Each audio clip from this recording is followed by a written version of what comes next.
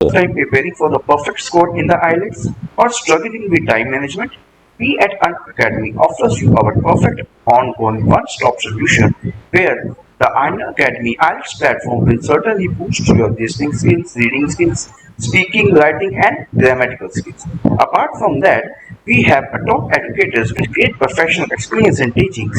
Some of the few are Gurpreet Singh, Soyam Prab, Garima Sabra, Shivarangi Naruda, and Sonia Luthra. Expert strategies and action plans for IELTS academic as well as GT courses with practice exercises will be done on daily basis. Moreover, the trending regular mock test to track the progress of students will be done continuously. Use code RIL10 to grab 10% flat off on the Power Pack courses. Hurry up and use the code which is provided in the link given in the description. And fulfill your dream to fly abroad and achieve your required packs. First, you have some time to look at questions 1 to 4 on page 2.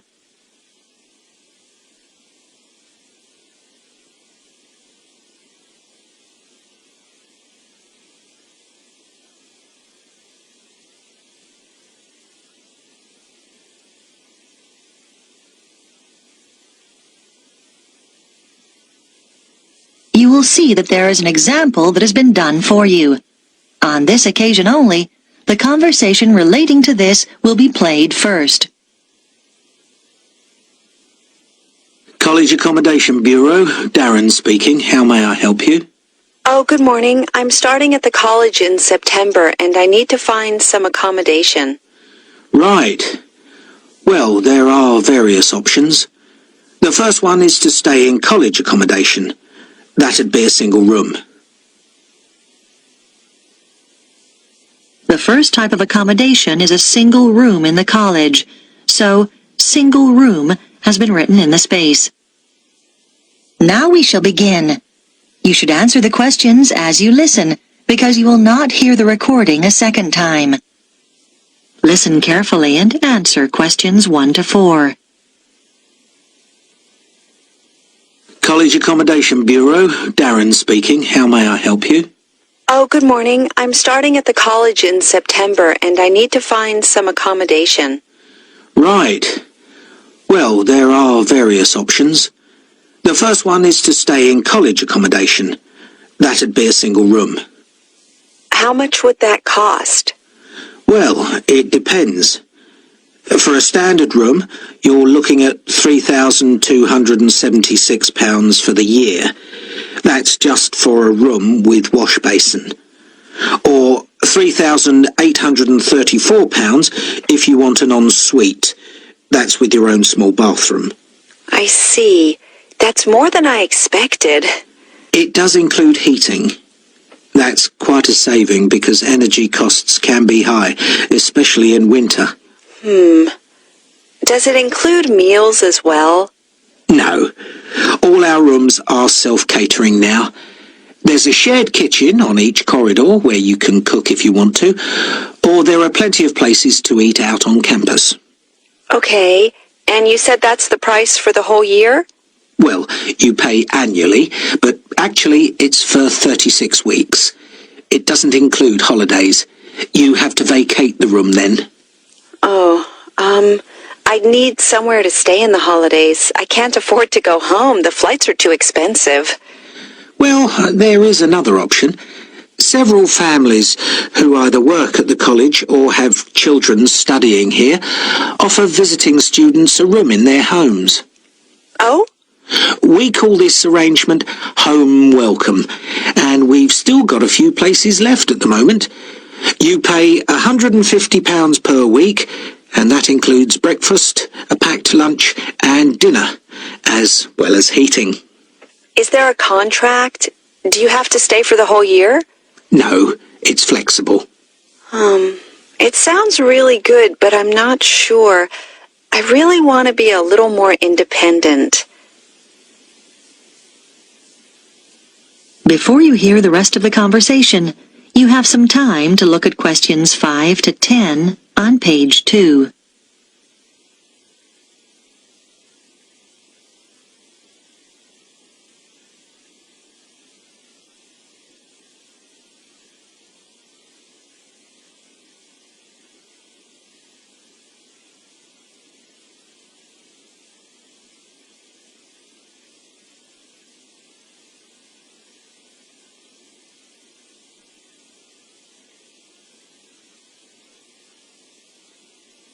Now listen and answer questions 5 to 10.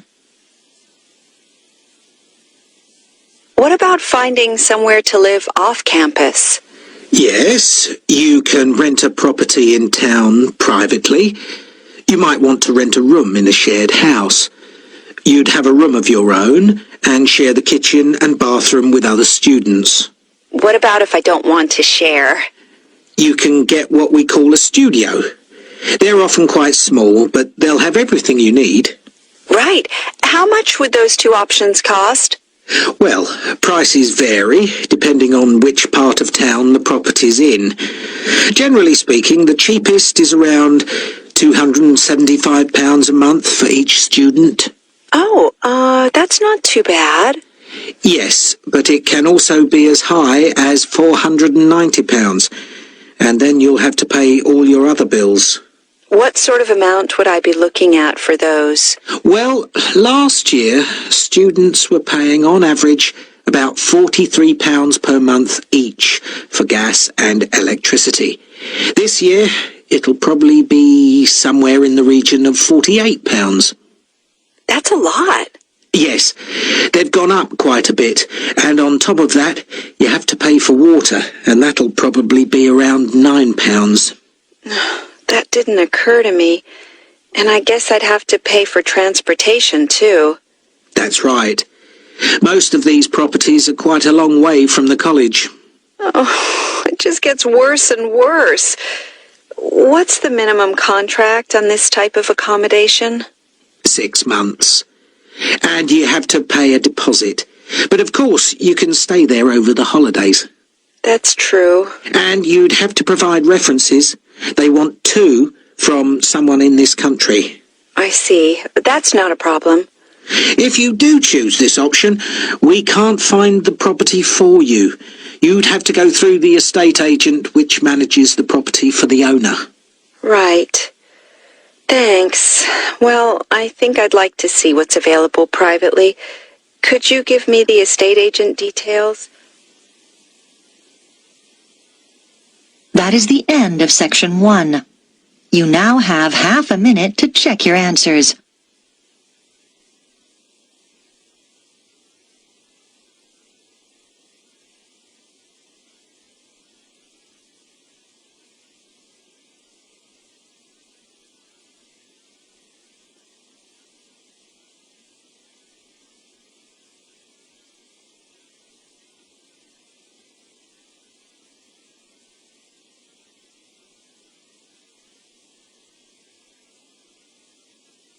Now turn to section 2 on page 3.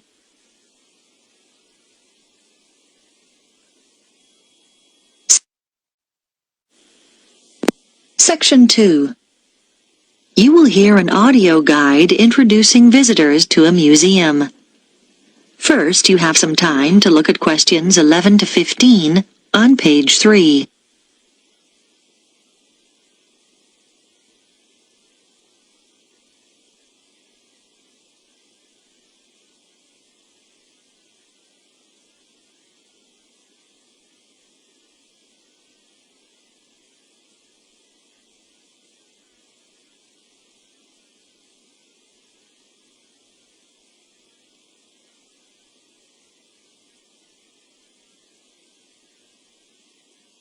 Now listen carefully and answer questions 11 to 15. Welcome to the Global Museum, located at the heart of this truly multicultural city, which is home to more than 60 different nationalities. The museum has a number of exciting displays and exhibitions, and this audio guide is designed to help you make the most of your visit. Altogether, the museum has 18 different galleries, and this season sees the opening of 3 new exhibitions. We recommend that you begin your tour by visiting this season's highlights. The Heritage Clothes exhibition is located in Gallery 5 of the museum.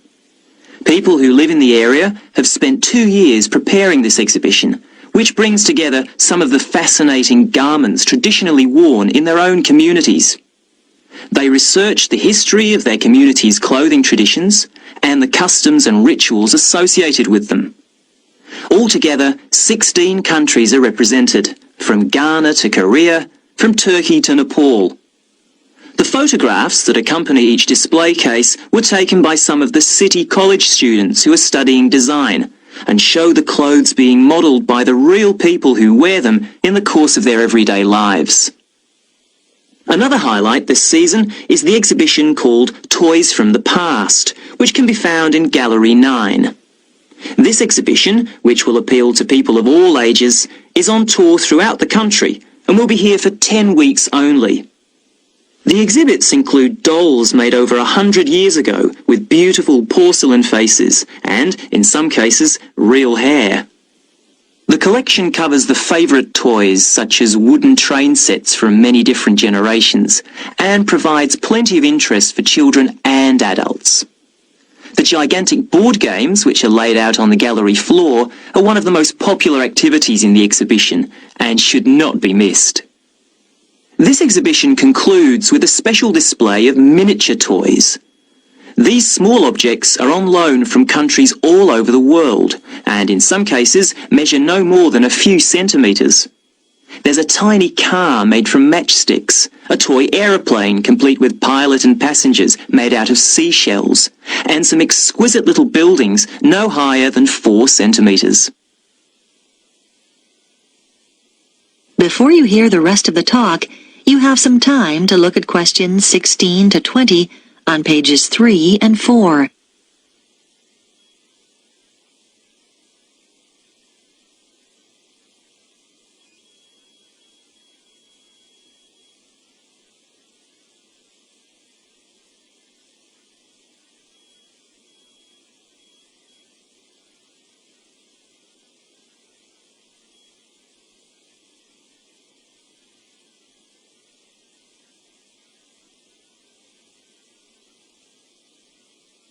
Now listen and answer questions 16 to 20. The final gallery highlight of the season is the Biscuit Gallery at number 15. Many years ago, this city was famous for its biscuits, although today the factory no longer exists. Did you know, for example, that before biscuits were packed in paper or cardboard boxes, biscuit tins were fashion items?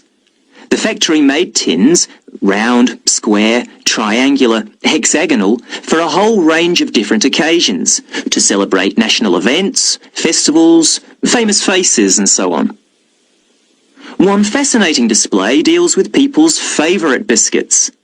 There are sweet biscuits and savoury ones, biscuits filled with jam and biscuits filled with currants, biscuits with pink, yellow and white sugar icing, or coloured sugar flowers.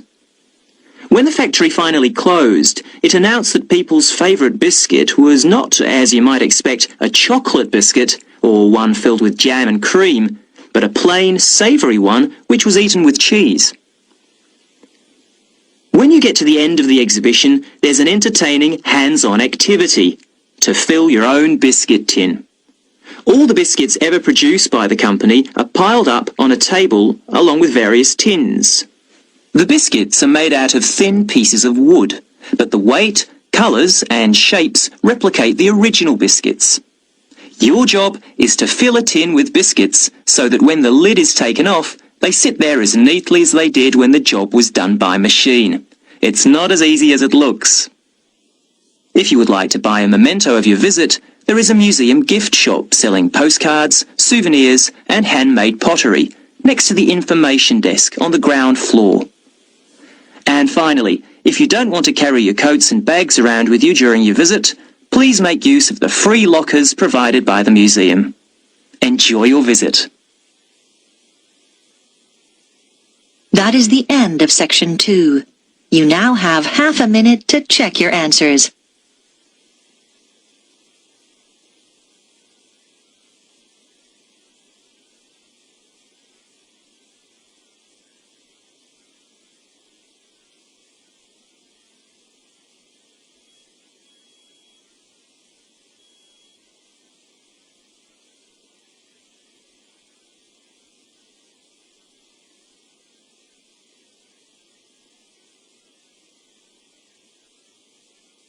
Now turn to section 3 on page 5.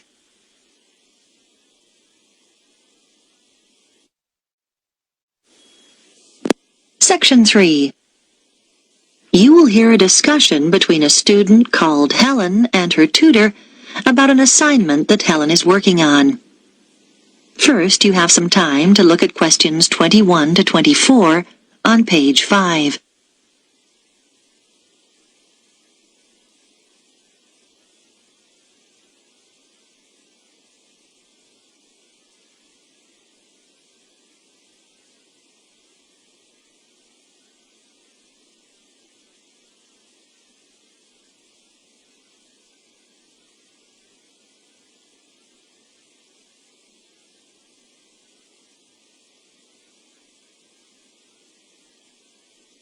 Now listen carefully and answer questions 21 to 24.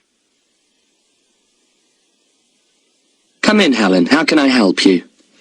Well, I'm doing research for the anthropology assignment, and I was hoping to check a few details. Sure. You chose the topic of Pacific Island tapa cloth, didn't you? What have you found out so far? Well, I was going to introduce my assignment by saying that the tapa cloth is a fabric made from bark, just the outer layer of the trees. It's particularly common in the Pacific Islands, but not exclusive to them. In fact, many other peoples around the world have made high-quality cloth from bark. But what sets Pacific tapa apart is the incredible variety of roles it's played in this region. Yes, nice introduction. Though I think you could be more specific regarding dates. Okay, so what about the raw materials used? Well, tapa cloth is made from several species of tree. In the Pacific, the paper mulberry tree is most common, but it doesn't thrive in all conditions.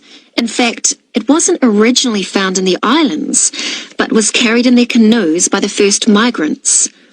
Tapa is also made from the breadfruit tree, which is convenient because its fruit is a staple food. The paper mulberry tree is only grown for tapa making, though. Yes, that's good. Now, what about the Maori people here in New Zealand? But the Māori don't make tapa now. That's right, and you need to account for it. We know that when Maori migrated here from the other Pacific Islands, they were prepared to make tapa because they brought the paper mulberry tree with them. The thing was, after they'd been in New Zealand a bit, they found the flax plant, which is superior to tapa because it makes a stronger fabric. By the time Europeans arrived in the 18th century, Maori were making all their fabric from flax and had been for some time. Okay. So, with the production process itself, first the inner bark is beaten with wooden hammers to soften the fibres. Then the different pieces are glued together using an adhesive paste made from the arrowroot tuber. This is the only way to fabricate large pieces of cloth because bark strands are too fine to be woven together and stitching isn't strong enough. Before you hear the rest of the discussion, you have some time to look at questions 25 to 30 on page 6.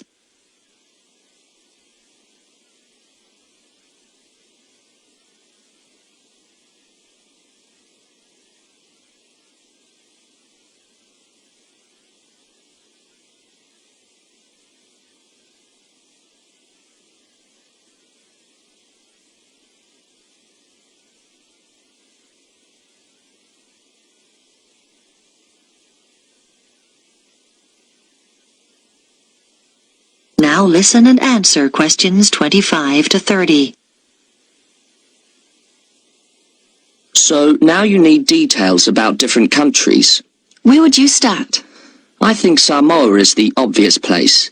It's famous for its very fine cloth called siapo, which is hand-painted with representations of the ancestors.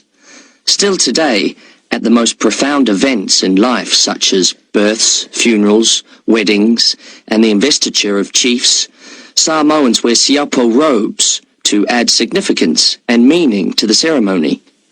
Okay, then I could talk about Tonga. It seems to me that the great innovation in Tonga has been developing a simple, coarse cloth, which is quick and easy to make. This is suitable for all sorts of everyday functions around the house, like bed covers, mosquito nets and curtains. Good point. Now, what about Cook Islands tupper?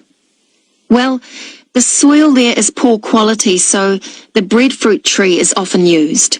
One type of thick cloth called tikoru was wrapped around the poles and used to mark the entrances to places of worship, so it was highly regarded in local culture. You might mention Fiji as well, which is interesting because tapa was actually used as a currency there. Fijians used to sail between the islands and exchange tapa for other commodities like canoes or pigs. I know that in Tahiti the tapa cloth is different because the patterns are in colour, which is considered more valuable than the usual brown patterns. You're right about the Tahitians using coloured pigments, but they aren't more valuable. The colours are only a decoration. People enjoy wearing bright robes, especially for dancing and competitive games, and do it just for fun. Oh, I'll make a note of that. Well, the last place I was going to mention was Tikopia. Even today it's commonplace to see people wearing clothes made of tapa cloth. In many of the other islands, the tapa only comes out on special occasions. But here, you see people working in the gardens wearing tapa. Sounds promising, Helen. I'll look forward to reading your assignment. That is the end of section 3. You now have half a minute to check your answers.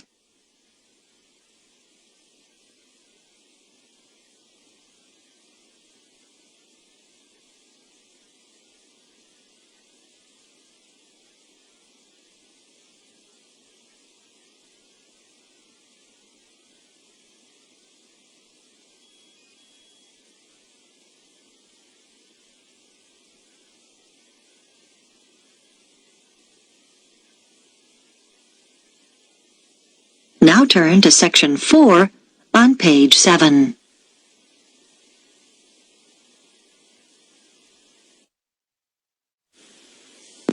Section 4. You will hear part of a talk about research into learner persistence given by a university lecturer to her colleagues. First, you have some time to look at questions 31 to 40 on pages 7 and 8.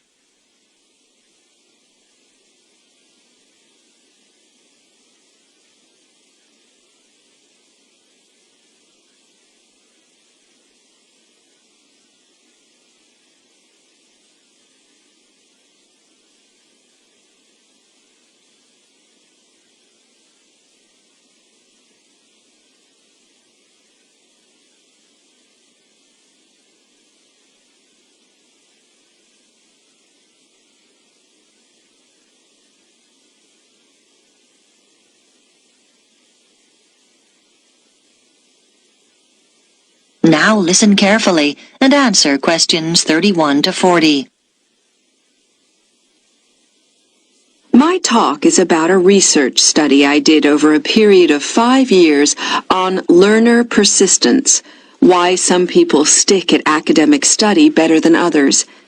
As teachers, you will know that there is a tremendous variation in the learner's response to certain things.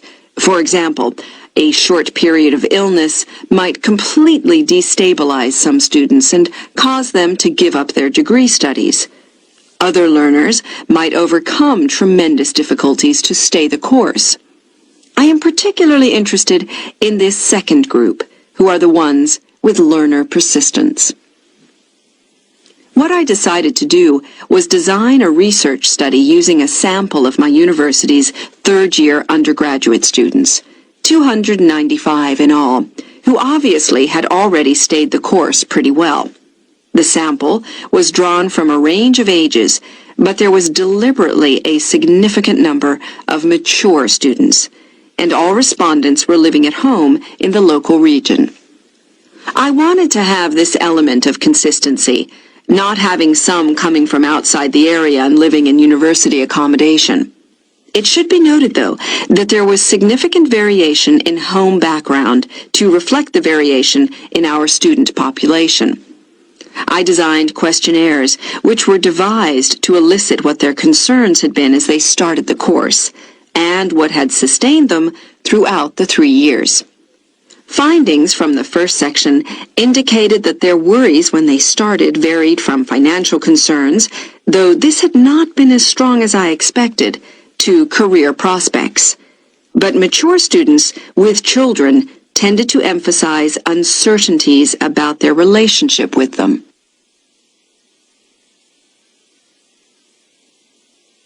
The second section of my questionnaire looked at learner persistence under 3 main headings: social and environmental factors, other factors, and intrinsic or personal characteristics. I identified 3 levels of importance for each of these. At the first level, those points identified by participants as most important in learner persistence. For social factors, many respondents said how crucial it had been to have good support, though there was no one specific source. It could be family or friends. As regards other factors, students are heartened not so much by high grades, but by what they regard as success in study. And for personal characteristics, many respondents reported that they took pleasure in challenge, and that this was regarded as very significant. At the second level of importance, in the first category, a sizable percentage talked about the fact that they had enjoyed themselves in school as an important social factor. In the second column, other factors, a number of people said that what was of most importance was decent health. This had a fairly strong influence on their persistence in their studies. And then, under the heading of personal characteristics, there were quite a large percentage of respondents who mentioned they felt it was important to have lots of interests in their everyday lives. This gave them a depth and sense of perspective, which less persistent learners might lack. And then, on to the third level. Under social factors, several respondents talked about good relationships with their tutors. For other factors, they mentioned lack or absence of any problems in their families. And finally, under column 3, they identified an ability to juggle several roles, what we might call their capacity for multitasking. Now, these findings obviously helped inform the design of activities, as I mentioned.